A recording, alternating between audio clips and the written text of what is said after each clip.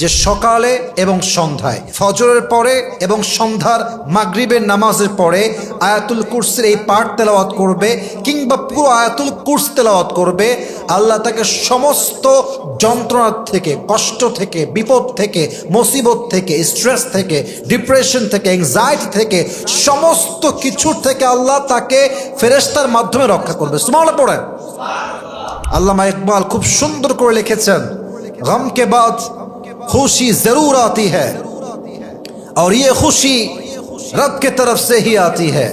हर रात के बाद दिन की रोशनी छा जाती है, सब्र करने वालों को नेमत मिल ही जाती है। और याद रखना, चाहे जो भी हो जाए तुम्हारी जिंदगी में, हर चीज को अल्लाह पर छोड़ना सीखो और याद रखो, जो अल्लाह पर सब कुछ छोड़ता है अल्लाह उसके लिए काफी हो जाता है। सुभान अल्लाह पढ़ो सबाई। डिप्रेशन काके बोले, স্ট্রেস কাকে বলে? ডিপ্রেশনটা হচ্ছে আপনার এবং আপনার রবের সম্পর্কের মাঝের যে জায়গাটা, এই যে দূরত্বটা, এটাকে বলা হয় ডিপ্রেশন। আপনার এবং আপনার রবের মাঝের সম্পর্কে যত দূরত্ব বাড়বে, ডিপ্রেশন তত বেশি বেড়ে যাবে। আপনার এবং আপনার রবের সম্পর্কের মাঝের দূরত্ব যত কমে যাবে, আপনার টেনশন, ডিপ্রেশন, দুশ্চিন্তা, অ্যাংজাইটি, এই সব কিছুকে রিডিউস করে দিবে একজন, কমায় দিবে একজন, তিনি কে? সো যখনই আপনার রবের সঙ্গে দূরত্ব বেড়ে যাবে, আপনার টেনশন বেড়ে যাবে, ডিপ্রেশন বেড়ে যাবে, অ্যাংজাইটি বেড়ে যাবে। আর যখনই দূরত্ব কমে আসবে, দুশ্চিন্তা কমে, আপনার জীবনটা শান্ত, স্থির হয়ে যাবে। সুবহানাল্লাহ পড়েন সবাই। তো জীবনটাকে শান্ত করার জন্য, জীবনটাকে স্থির করার জন্য, মনের প্রশান্তি পাওয়ার জন্য, মনটাকে শান্ত করার জন্য আগে আমাদেরকে ডিপ্রেশন মুক্ত জীবন গড়তে হবে। আর এই ডিপ্রেশনকে দূর করার জন্য আল্লাহর হাবিব সাল্লাল্লাহু আলাইহি ওয়াসাল্লাম তার হাদিসে এবং স্বয়ং আল্লাহ তাআলা তার কিতাব কোরআনে এমন কিছু দোয়া শিখিয়েছেন, এমন কিছু আয়াত দিয়েছেন, যে দোয়া, যে আমল, যে আয়াত তেলাওয়াত করলে বান্দার সমস্ত দুশ্চিন্তা কমে, তার জীবনটা শান্তময়, স্থির হয়ে যাবে। সুবহানাল্লাহ পড়ুন সবাই।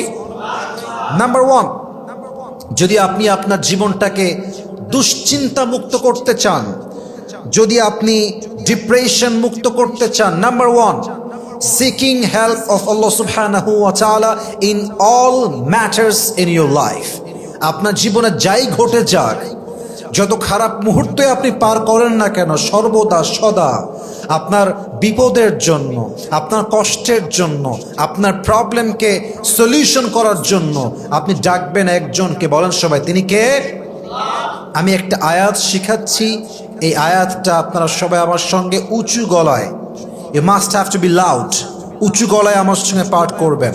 আমি আয়াতের আগে রেফারেন্স দিয়ে দিই, যাতে করে আমার অডিয়েন্স যারা আছেন ফেসবুকে, ইউটিউবে, তাদের খুঁজতে সুবিধা হয়, বুঝতে সুবিধা হয়। এটি হচ্ছে সূরাতুল বাকারার 155 নম্বর আয়াত। সকলে পাঠ করেন, ওয়াস্তাঈনু বিস-সাবরি ওয়াস-সালাহ ইন্নাল্লাহা ma'as-sabirin. Allah says in this ayah, O you who believed, seek the help of Allah subhanahu wa ta'ala with salah and patience. Seek the help of Allah subhanahu wa ta'ala with patience and salah, and believe that indeed Allah subhanahu wa ta'ala is with the people, those who are patient. আল্লাহ বলছে, বান্দা আমার কাছে সাহায্য চাও নামাজ আর ধৈর্যের বিনিময়ে। যে বান্দা নামাজের মাধ্যমে, ধৈর্যের বিনিময়ে আমার কাছে সাহায্য চায়, আমি আল্লাহ তার সঙ্গী হয়ে যাই, আমি আল্লাহ তার সাথী হয়ে যাই। সুবহানাল্লাহ পড়ো সবাই। আল্লাহর হাবিব সাল্লাল্লাহু আলাইহি ওয়াসাল্লাম, সহিহ বুখারী এবং মুসলিমের বর্ণনা, এই আয়াত যে তেলাওয়াত করবে, অর্থাৎ সূরাতুল বাকারার 155 নম্বর আয়াত, এই আয়াত যে সকাল এবং রাত তেলাওয়াত করবে, আল্লাহ তার ব্রেইন থেকে, তার জীবন থেকে স্ট্রেস, ডিপ্রেশন সব কিছু কমিয়ে দিয়ে তার জীবনটাকে শান্ত, স্থির করে ছেড়ে দেবেন। সুবহানাল্লাহ পড়ুন সবাই। তার জীবনটা শান্তময় হয়ে যাবে, তার জীবনটা স্থির হয়ে যাবে, মানসিক প্রশান্তি সে পাবে, সে তার মনের শান্তি খুঁজে পাবে, তার ব্রেইনের পিস সে খুঁজে পাবে। অতএব আজ থেকে এই দোয়া, এই আয়াত আমরা বেশি বেশি তেলাওয়াত করব। ওয়াস্তাঈনু বিস-সাবরি ওয়াস-সালাহ ইন্নাল্লাহা মা'আস-সাবিরিন। এই আয়াতটা আমরা সকলেই তেলাওয়াত করব তো ইনশাআল্লাহ। 2 নাম্বার সূরাতুর রাদের 28 নাম্বার আয়াত। আই রিপিট अगेन, সূরাতুর রাদের 28 নাম্বার আয়াত সকলেই পড়েন। আলা বিযিকরিল্লাহি তাতমাইন্নুল কুলুব। মাশাআল্লাহ, এই আয়াত যে তেলাওয়াত করবে, আল্লাহ রাব্বুল আলামিন এই আয়াতের ভিতরে এমন এক কারিশমা রেখেছেন, এমন এক ম্যাজিক রেখেছেন। এই আয়াতের বদৌলতে আল্লাহ তাআলা বান্দাকে স্ট্রেস ফ্রি করে দেন, দুশ্চিন্তা মুক্ত করে দেন, তার জীবনটাকে শান্ত স্থির করে দেয়। সুবহানাল্লাহ পড়েন। এই আয়াতের তর্জমা হচ্ছে, if you wanna get the peace of your heart then you must have to remember your Lord. যদি তুমি তোমার মনের প্রশান্তি খুঁজে পেতে চাও, টাকা দিয়ে মনের প্রশান্তি আসবে না, বাড়ি দিয়ে মনের প্রশান্তি আসবে না, দামি নামি খাবার খেয়ে মনের প্রশান্তি পাওয়া যাবে না। মনের প্রশান্তি আছে জাস্ট রবের স্মরণের মাঝে। সকলেই পড়েন সুবহানাল্লাহ।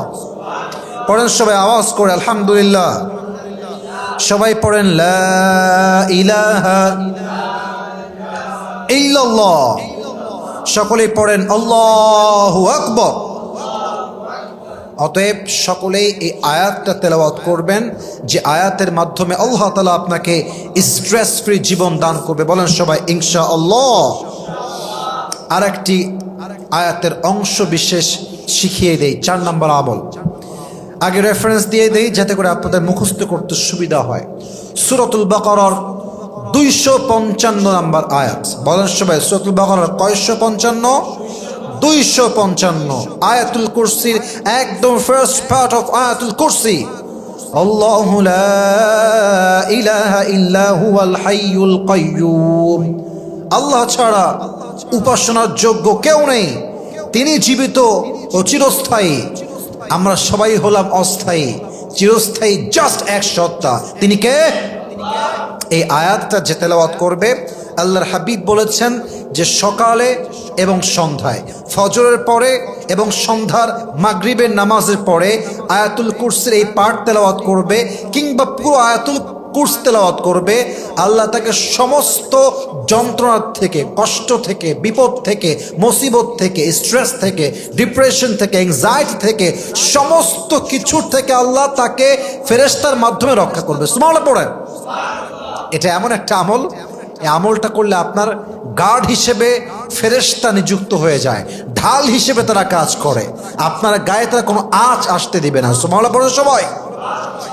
তাহলে 3 নাম্বার আমরা এই আমলটা করব, এই দোয়াটা বেশি বেশি পাঠ করব। 4 নাম্বার সকলেই পাঠ করেন আমার সাথে, রব্বি শরাহলি সদরি। সূরাতুত তাহার 25 নম্বর আয়াত। এর অর্থ হচ্ছে, আল্লাহ তুমি আমার বুকটাকে প্রশস্ত করে দাও।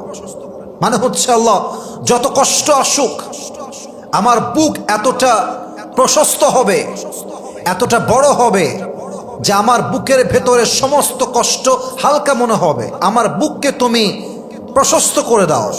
এই দোয়া যদি আপনি করতে পারেন, যে কোনো কষ্ট, আঘাত আপনার কাছে আঘাতই মনে হবে না। আপনার মনটাকে আল্লাহ তাআলা এতটা প্রশস্ত করবেন, কেউ আপনার কষ্ট দিয়ে ডিপ্রেশনের শিকার করতে পারবে না। সুবহানাল্লাহ পড়ে সবাই। ইট ইজ এ পাওয়ারফুল দোয়া, পাওয়ারফুল দোয়া। রব্বি শরহলি সদরি ওয়াসসির লি আমরি। আল্লাহ আমার বুককে প্রশস্ত করো, আমার জন্য সমস্ত কাজকে সহজ করো। পড়েন সবাই আমিন। 5 নাম্বার আমরা সকলেই এই আয়াতটি তেলাওয়াত করব। সকলেই পড়েন ওয়া আলাল্লাহি ফালইয়াতাওয়াক্কালিল মুতাওয়াক্কিলুন। সূরাতুল মাইদার 23 নম্বর আয়াত। আল্লাহ তাআলা বলছেন ওয়া আলাল্লাহি ফালইয়াতাওয়াক্কালিল মুতাওয়াক্কিলুন। যারা আল্লাহর উপরে ভরসা করে, এদের উচিত একমাত্র আল্লাহর উপরে ভরসা করা। আল্লাহ ছাড়া আমাদের কেউ নাই, আল্লাহই আমাদের আপন, আল্লাহই আমাদের সব কিছু, আল্লাহই সব কিছুর মালিক, সব ক্ষমতাই তার হাতে। ইভেন এটাও আপনাকে বুঝতে হবে। বিপদে আপদে কষ্টে দুঃখে আপনি জাস্ট পড়বেন হাসবুনাল্লাহু ওয়া নি'মাল ওয়াকিল, আল্লাহ ইজ এনাফ ফর মি, আল্লাহ আমার জন্য যথেষ্ট এবং তিনি আমার সেরা অভিভাবক। বান্দা যদি এই দোয়া পড়তে পারে, এই আয়াত পড়তে পারে,